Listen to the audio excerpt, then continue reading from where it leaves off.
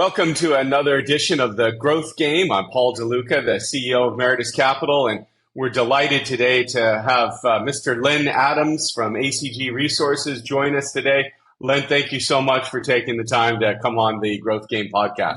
My pleasure. Thank you for having me on, Paul. This is great. It's great that we reconnected. I think it's been at least 10 years since we've had a conversation, but I was thrilled that I continue to see your successes, and we were really happy that the production team reached out and you were able to make some time to come on, and we really appreciate it. So it's great to kind of get reconnected again. Yes. As I always say. If you remember. Yeah, exactly.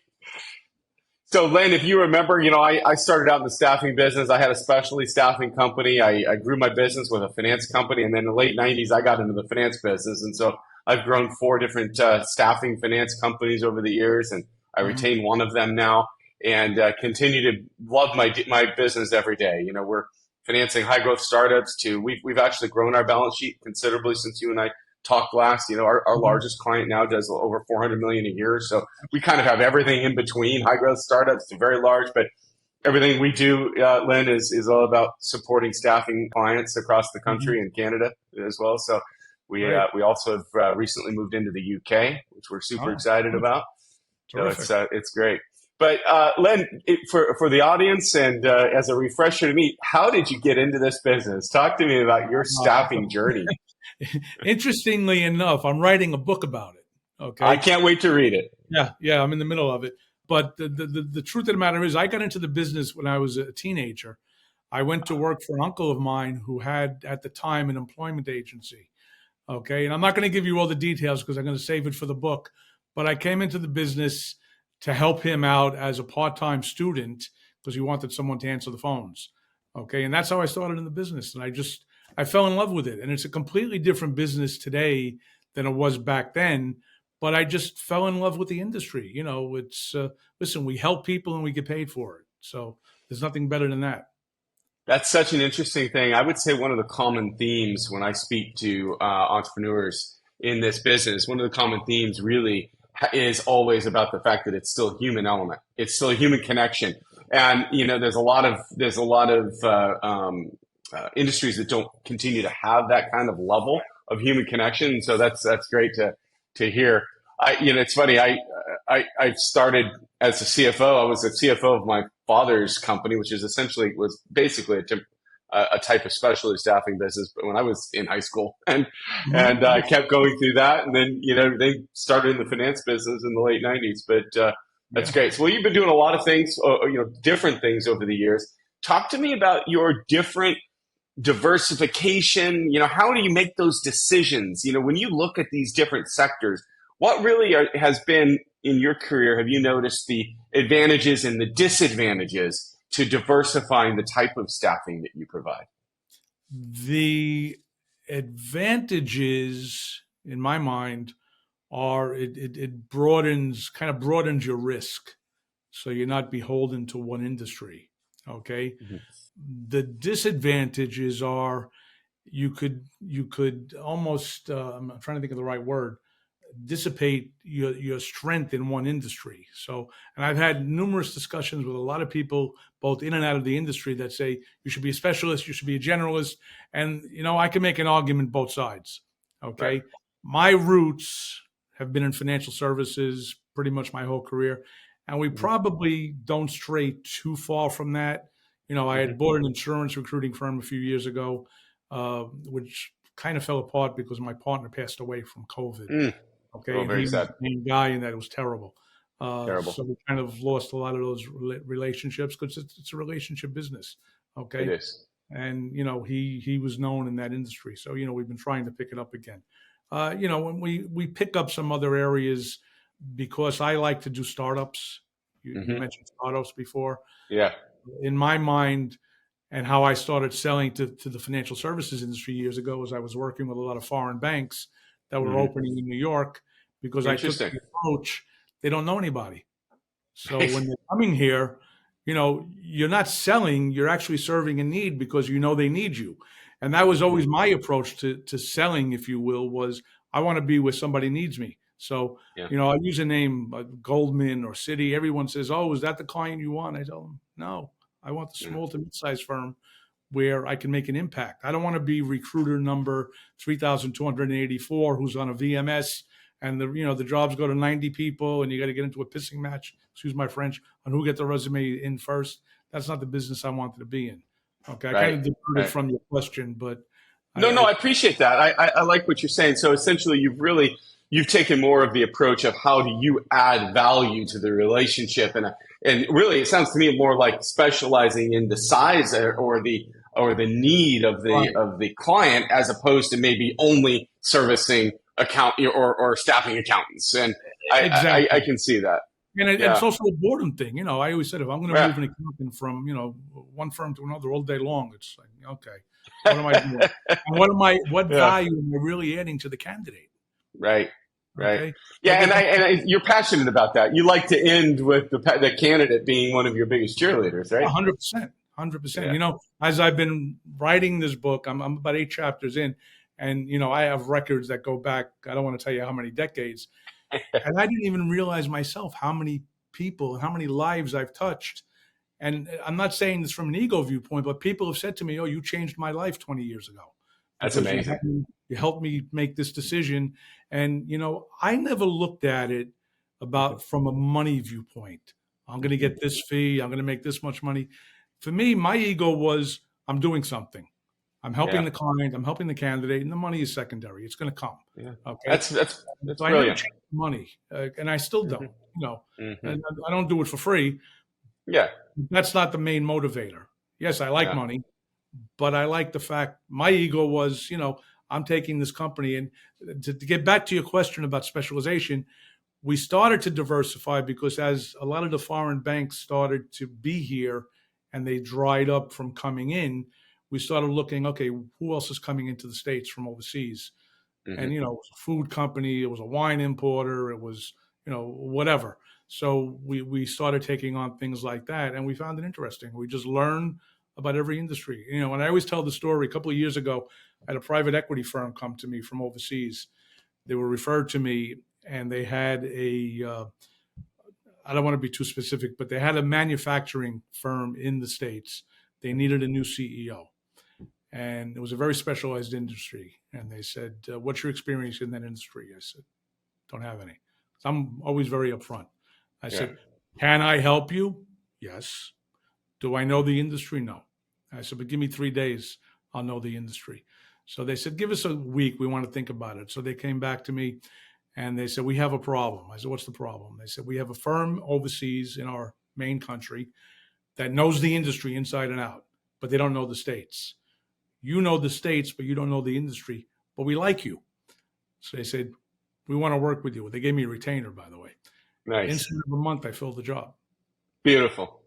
And you service the need. I love, one of the common themes about the most successful entrepreneurs that I run into in the staffing business is there's something else besides being just greed, money motivated. There has to be a drive, a passion, a mission that's outside of that. And I constantly find the theme that you really are helping bring people up. You're increasing their ability to live the American dream, to have access to things and all these wonderful things that we've had in our life, in our lifetime. So that's great that you continue to have that. But how do you portray that, Len? How do you lead and really pass down that passion of we're here to help to your team?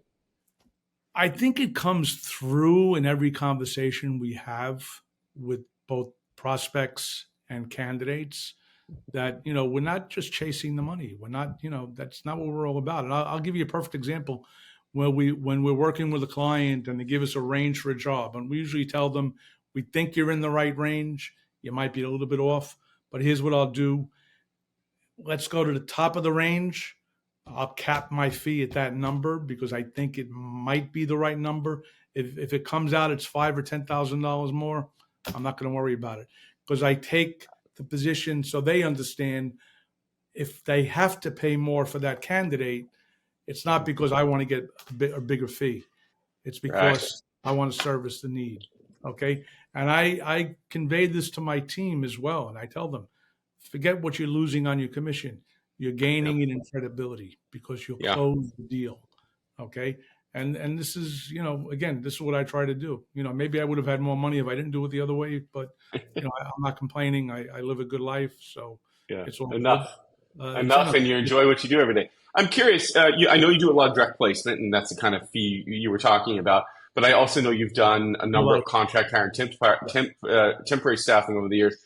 Have you found that some of those permanent placement successes, where there's a win-win on both the employer and employee side, have they become advocates for you within the organization to help drive some of your other services, potentially your temporary staffing or other things like that? Yeah, in more cases, we've Yeah. had a lot of candidates that have come back to us as clients. Great. Yeah, that's a great way of growing the business, I've noticed.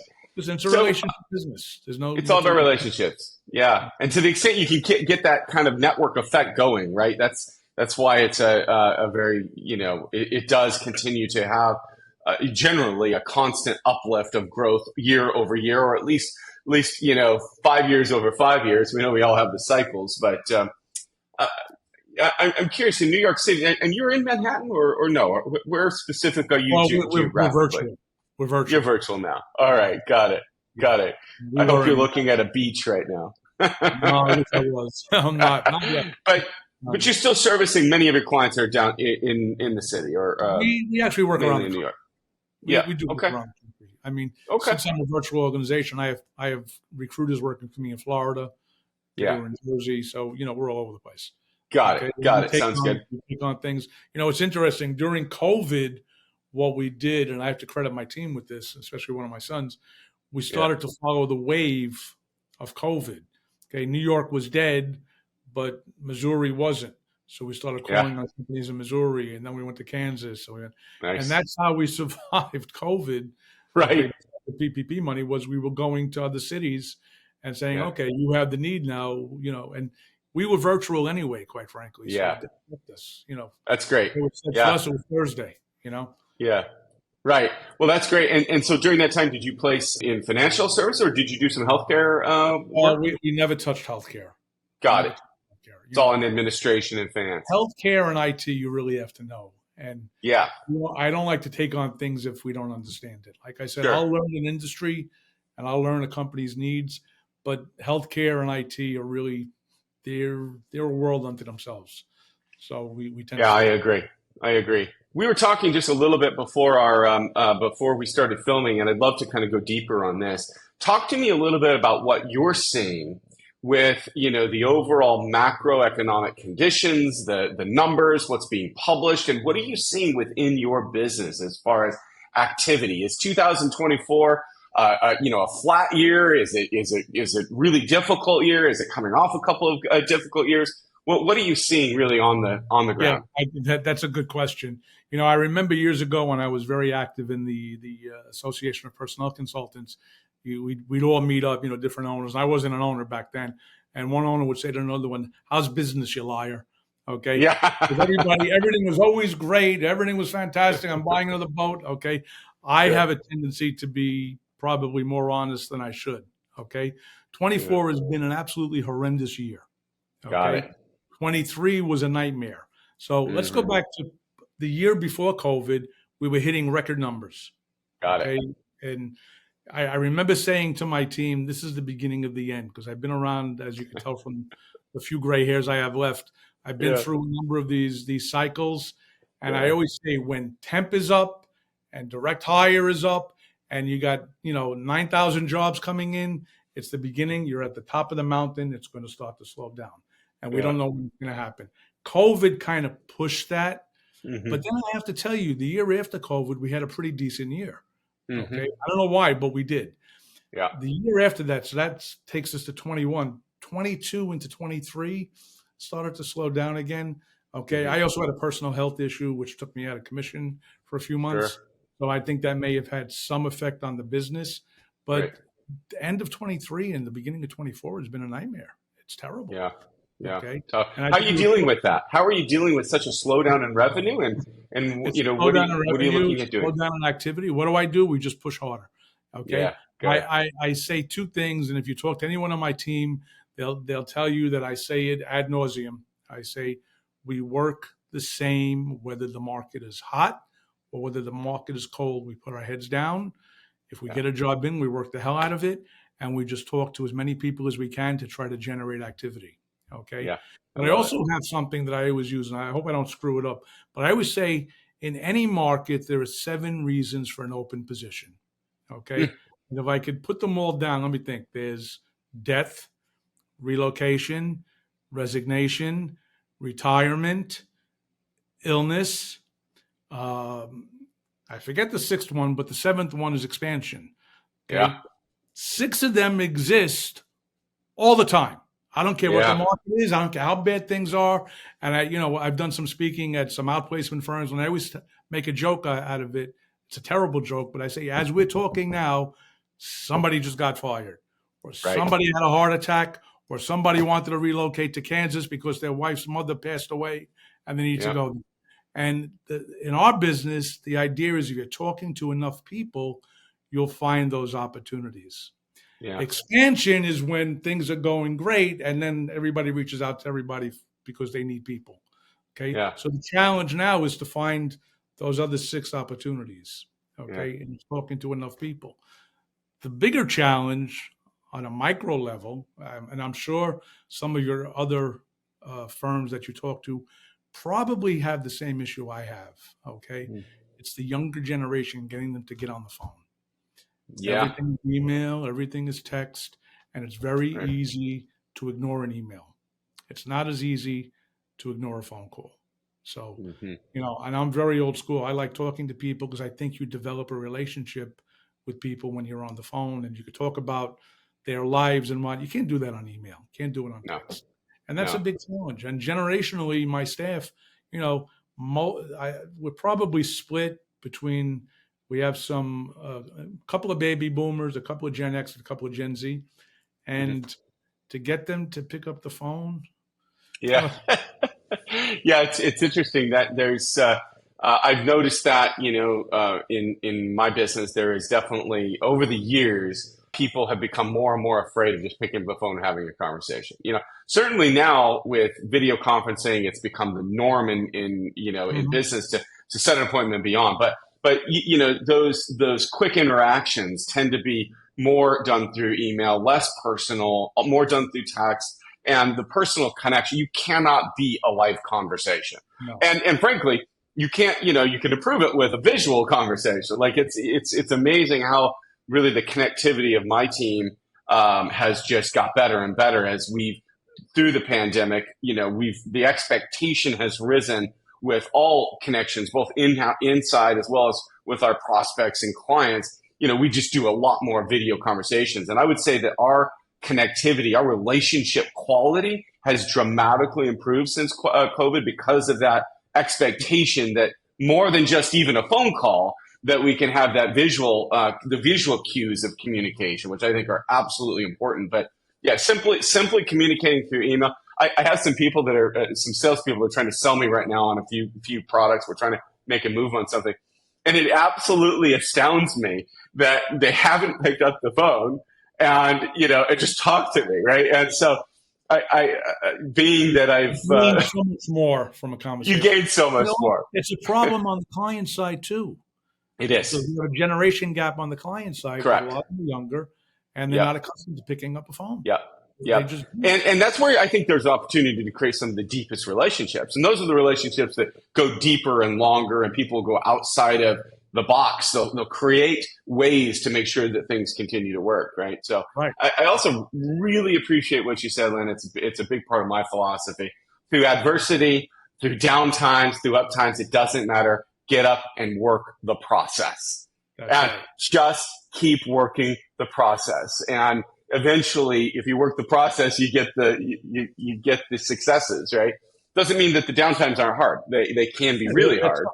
But you know what I will say, not to interrupt you, I found every downtime we've come up with a better idea, a different way of doing something, and we've always come out of them stronger. So, the only problem, I said this to one of my staff members today who's been with me forever. I said, the problem is the last time I was probably 10 or 15 years younger.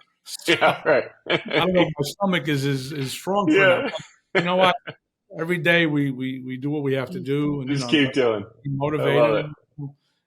it. One of my sons who's is pretty motivated, and he just had something. He just lost something, and he said, "I'm motivated." He said, "I know something's going to happen."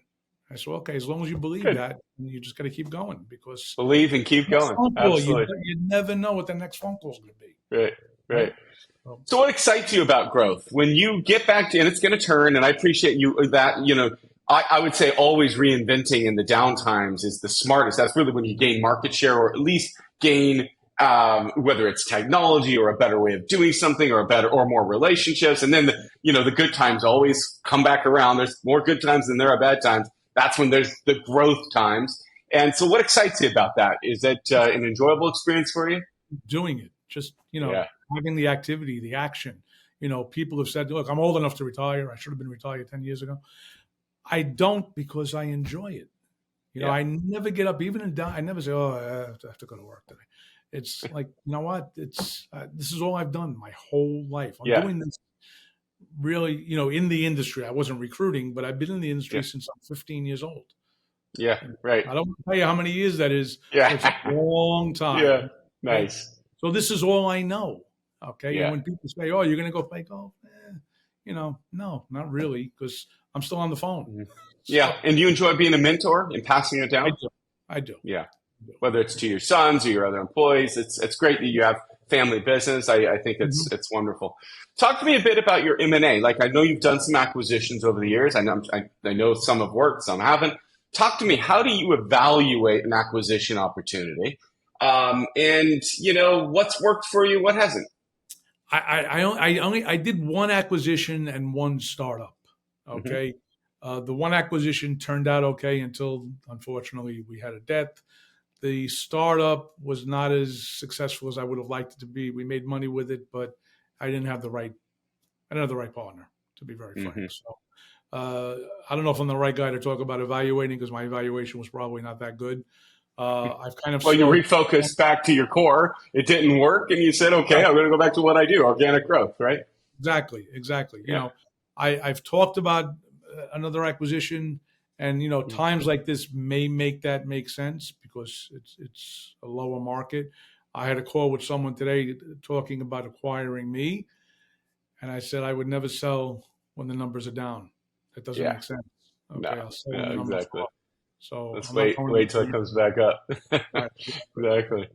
Talk to me a bit about, other things that you've done, technologies to connect with your recruiters or your clients. Like, what other things have you done besides the traditional method of building relationships? Yeah, that's a good question because I'm kind of a guinea pig. I think I'm a software vendor's target.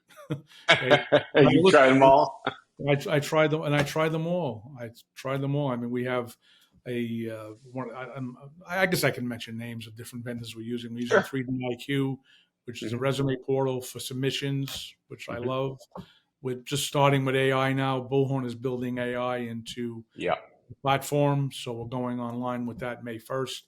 Although I've been using ChatGPT to Hmm. help us with rewriting our pitches and rewriting some emails. And Great. I don't like using it for resumes because I really think the resume should be the verbiage of the candidate. Now, what Hmm. we do, we may clean it or Hmm. reformat it, but I don't like really rewriting resumes. A lot of people ask me about that. And I really think if it's you, the resume should be you. Hmm. And is that just because you want to mirror the authenticity of the individual That's and right. not just There are firms form that it? tailor the Yeah. resume to the job. I just Yeah. I think that's dishonest, quite frankly. I like that philosophy. Yeah, I want to represent someone who knows how to represent themselves. I'm trying to think of some of the other software. I've had so many that we've taken on. Who else do we have? 3D IQ. We have. Oh God, I'm having a mental block. Well, while you're thinking about that, let me ask you another question. It's kind of along that line. Have you found much success on social media? I noticed you're on LinkedIn, but you and your staff have you found much connectivity or work in Yeah, I LinkedIn? mean, it gets the name out there. Hmm. Can I point to a number of specific placements that came through because of our postings. Probably not too many. I just think it's more branding. Okay, but to get back, I remember somebody that we use Pager for a lot of the social media, which I love. Okay, because it's putting articles out there very easily. We use Got it. Hire Easy, which is kind of a LinkedIn competitor. Okay, we still use LinkedIn as well. And like I said, we will try. I try to probably get a million calls now from all the other vendors. Why don't you try this? Yeah, right. But that's great. You're constantly trying to evolve. I do like trying things because you know what? What did Lee Iacocca say? Lead, follow, or get out of the way. So I'll adopt new software very early. Okay. Yep. Earfish, which is now part of Bullhorn Automation. I met them at Bullhorn Engage several years ago and had no idea what it was. Okay. And we looked at them. I took the guy's card, and about 8 or 9 months later, we were going through cards with my son and I. I said, "What's Earfish?" I said, "I don't know." I said, "Call them up. Let's do a demo." And when I did the demo, I absolutely fell in love with it. And then I said to them, "Could I do this with it?" And they said, "Oh, we didn't think about that, but yeah." I said, "Can I do this with it?" Yeah. So all of a sudden, I had a complete candidate and client communication platform that was working. Okay. Wow. Which they think is great because they took a lot of those ideas too. But we ran with it. Believer in constant communication. Okay. So you're an absolute believer that the technology stack that you've implemented in your staffing business has increased your productivity and your throughput. 100%. Well, if you quantified that, obviously you don't have a scientific evidence of this, I don't think, but like if you had a gut guess of the productivity lift that your tech stack has added to your business from where it was really, mostly manual, you've been through the whole cycle. Well, what do you think that would be? Yeah. What do you think that productivity lift would have been? 75%. I mean, wow. One of the things we do when we schedule a candidate for an interview, as soon as the interview is scheduled, they get an automatic confirmation by email and text with all the information, with interview tips. Okay. Nice. The morning of the interview, they get another reminder. Okay. Yeah. After the interview, they get an email asking them, please don't forget to give us feedback. So it's constant letting them know. When we send the candidate's resume out, if we don't get feedback within 5 days from the client, an automatic email goes out to the candidate telling them, we didn't forget you. We're still waiting for feedback. We'll keep you posted. That same email goes to the client. Hey, we sent your resume 5 days ago. We haven't heard anything. Could you, give us some feedback on it? And that's in addition to staying in touch. Now, there's always a yin and a yang, right? The good side is it's constant communication. The bad side is I think it stops the recruiters from picking up the phone. That's true. And pushing. So there's a good and a bad. The balance. I did that because I don't want anything to fall through the cracks. Okay? Right. Yeah. I love it. I don't know if I'm right or wrong, but it's working. I happen to like automation. From an old guy, I always said I put computers into my office many, many, many years ago. Everybody thought I was nuts. I said, this is where we're going. We're getting away from this. This is the future. Good for you. Good for you. Let me ask you a question in regards to you've seen so many thousands of successful matches. And so much of what we do, we're in this business, we're matchmakers, right? And so, but what do you find are some of the key factors that contribute to a successful employee-employer match? Like what are the key factors maybe that you would really look at and say, that's going to work because there's this match? Good question. I think there are a couple of different aspects to that. One is the motivation of the client, the motivation of the candidate, the reason the position is open, the culture, the client's culture, the candidate's culture, their background. I'll give you a perfect example. I'll use financial as because that's where my roots are.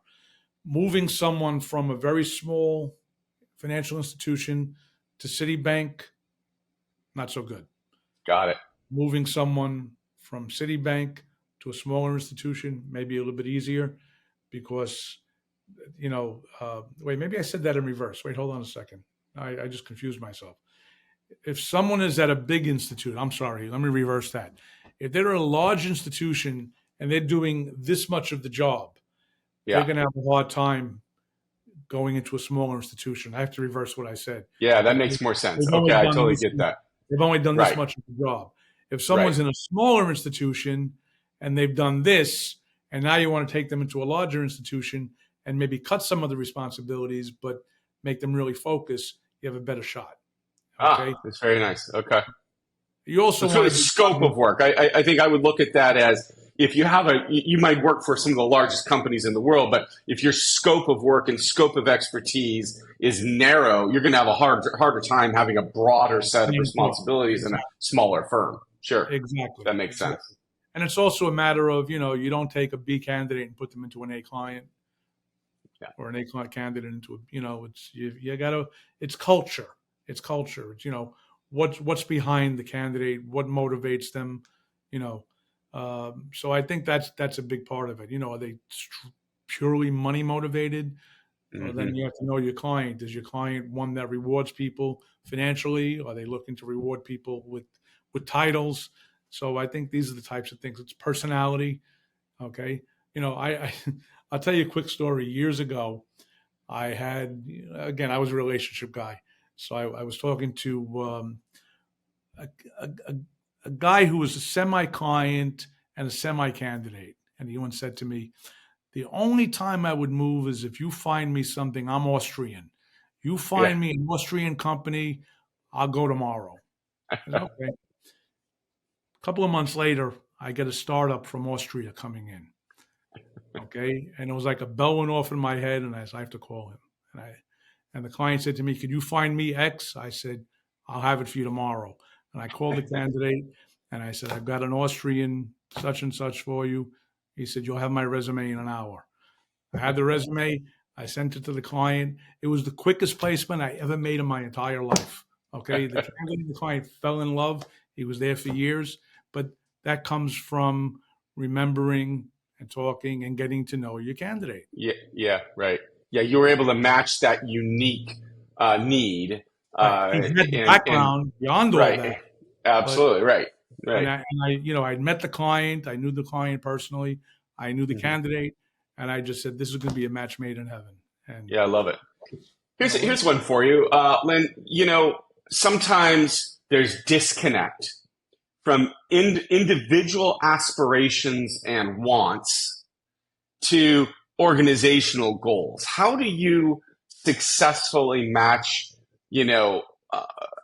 whether that's aspiration or, the type of work that they want to do, or maybe even geographically what they want to do? How do you match individual aspirations to organizational goals? I have to think about that. Well, I think it's a matter of knowing what both are. So if you don't ask the question, you can't make the match. So you have to know that. You have to know the client's pain points and know whether that candidate is going to solve those pain points. Okay. So I think that's probably the answer. Okay. On both sides. Got to query. You got to be able to make sure you know your client. You got to know what they're thinking. What are their goals? How does this position fit? And with the employee, you've got to know what makes them tick, right? You got to absolutely know, where do you want to be? I mean, if they want to be the CEO and you're and that's just, they want to be an entrepreneur and you're plugging them in a low level, position at a large bank, you're not going to have that personal aspiration growth, right? And you'd rather put them into a fintech or something. I'll give you an example. I did a search about a year and a half ago. Large company, again, recommended to me. We're looking for a COO who was going to be moved into the CEO role in about a year. The CEO was going to step up as the chairman. Okay. It was a very substantial search. I found a number of people, brought them a couple of people. They liked one guy, and the guy backs out after the interview. He goes, nah, I don't think it's right for me. Okay. Wow. Yeah. And the more people, and they kept coming back, we like that guy. I said, okay. So a couple of weeks had passed by. I said, let me go back to him. Okay. And I went back to him again. And I said, why? Why did you not want to pursue it? He goes, I was having a bad day. He said, I'll talk to them again. Okay. And then there was some challenges. He was in a different part of the state. He didn't want to relocate to where they were. So it became a whole negotiation. He said, if they'll let me get a hotel room or an apartment 3 days a week at their location and pay for it, he said, I'll consider it. So I went back to the client, proposed it. I said, yeah, it's not a big deal. And then he said, but I really want to be the CEO. Okay. I said, well, they're talking about making you the CEO within a year. He said, yeah, the responsibilities of the job, I think I'd like to be the CEO now. Okay. So, and I was working with the incumbent CEO and the private equity firm. Yeah. And I got them on the phone and I said, let me ask you a question. Why would you not move your current CEO to chairman today? Bring this guy in as CEO. And it was like a light bulb they went off, and they said, there's no reason. They said, will he take the CEO role? I said, tomorrow. They said, done. Okay. Nice. So that's how we put it together. But if you don't ask the questions and don't dig a little bit deeper to find out what's behind things, you can't put those deals together. I like that, Len. I think that's a great learning experience for my audience, that, just because the initial placement, the initial is no, that there could just be so many other things beyond that you can actually problem solve into a solution. That sounds like you found the perfect solution for both sides. That's excellent. Well, so you've been in the business a long time, and we appreciate your skills and your wisdom. You've been doing this a long time. I'm curious, what do you think is going to happen with this industry in the next 5 to 10 years? Where is it going? How will the staffing industry evolve? And where do you see the big shifts coming over the next 5 to 10 years? Yeah, that's. I wish I had that crystal ball. I think we'll see a large, much more usage of AI, without a doubt. Without a doubt. I don't think the temporary business is going to go away. I think that always comes back. Okay. I think the challenge in that side of the industry is the hybrid and the work from home challenges that everybody's having. I think that's going to get reconciled, and it hasn't been reconciled yet. We have to get over that. You know what? I'm asked this question every couple of years, anytime I do one of these things. And I'll talk about AI for a moment, because there's a lot of talk. Oh, AI is going to replace the industry. We're all going to be out of work. You know what? 100 years ago, people used to say the New York Times is going to put the industry out of business. It didn't. Then it was Monster's going to put the industry out of business. It didn't. And then LinkedIn's going to put the industry out of business. It didn't. Okay. The bottom line is those are all tools. And yes, there are going to be clients, I'll call them, or companies or people out there that are going to want to try and not use recruiters, and that's fine. There's going to be an equal number of companies, whether they're startups, whether they're small, whether they're mid-sized, who don't have the in-house expertise, the time, the energy, or the appetite to do it themselves. So they're still going to come back to us. Look, you could do your will online now. I don't know if you have a will. I do. I won't do it online. No. I'm going to have my attorney redraft it. Exactly. Yeah. And they say, well, with AI, you could do. Yes. I don't know if I trust it completely. So, well, and talent just continues to, people continue to become, fuller of more and more talent and specialization, which just means that the service moves up and all these other things become tools. And I agree with that. I tell people all the time, you better learn AI, you better adapt, you better become more skillful. But the jobs today that some people may be doing that AI can replace a portion of are just going to shift to something more specialized. And it's just going to upskill. Everything's going to get upskilled. And frankly, people are going to be more productive. There's some incredible tools that make it better. I think I'm a pretty good writer, but I tell you what, I use ChatGPT almost every day. Like it's incredible. Almost for me, it's almost a creativity tool. For me, it's I'll think a certain way, or I'll think a certain, have a certain idea, and I'll ask it to iterate on that. And it's like I'm sitting there talking with 5 MBAs who Right. can help iterate my own ideas and come up with a better product. It's still my product, but Right. I'm using it again as a tool. It's not an end all. It's not the final product, but it's something that gives me the ability to really bounce off of Right. When we use it highly intelligent on my team, you have to edit it. resource. I don't take Yeah. it as the gospel because it makes That's right. mistakes. It's not Yeah. accurate. I'm not using it for my book, by the way. The book Yeah, is good. I'm sure you're writing your own book. I like the authenticity. I can't wait to read it. It's going to be all my nonsense. But yeah, they're tools. They're tools, Yeah. and it's upskilling. And yes, maybe Agreed. some of the warehousing jobs might go away, and that's fine. I just read yesterday that some of the meat processors are now using robots to cut meat, to cut the carcasses, and that's fine. But somebody has to program them. Somebody has to teach them how to do it. So, maybe some jobs may go away, but other jobs will replace. They've been talking about replacing us for years. It'll continue to evolve. Well, I appreciate your insights, Len. It was a great day, great conversation. We took up 45 minutes of your time, and it was great to have you on. I really appreciate it. It was really enjoyable today. I wish you the best. I know ACG will continue to thrive with all of the changes, everything coming up at it, AI, everything else. You're constantly learning, adapting. I love that you're passing this down to your family as well. So it's super exciting. It was great to reconnect after about 10 years. Yeah. And so thank you for the time. Well, that's a wrap. We should probably have another conversation anyway. We will. Let's do it. Let's reconnect. So that's great. Well, that's a wrap for the Growth Game podcast. We were great. It was a pleasure to have Len Adams from ACG Resources and all his wisdom on today. So we appreciate it very much. And until next time, that's the Growth Game.